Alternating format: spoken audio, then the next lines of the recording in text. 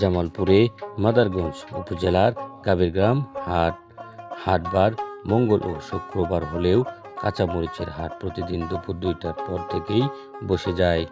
মরিচ কেনাবেচা চলে রাত 8টা পর্যন্ত।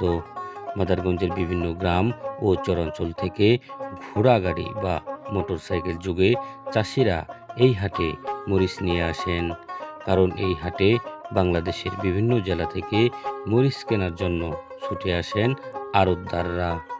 প্রথম দিক থেকে মরিচ চাষিরা মরিচের ঝাল একটু বেশি পেলেও বর্তমান বাজার মূল্য সাদা কাঁচা মরিচ বিক্রি হচ্ছে 47 থেকে 48 টাকা, আর কালো কাঁচা মরিচ বিক্রি হচ্ছে 52 থেকে 53 টাকা দরে। বন্ধুরা, ভিডিওটি ভালো লাগলে অবশ্যই শেয়ার দেবেন। ধন্যবাদ।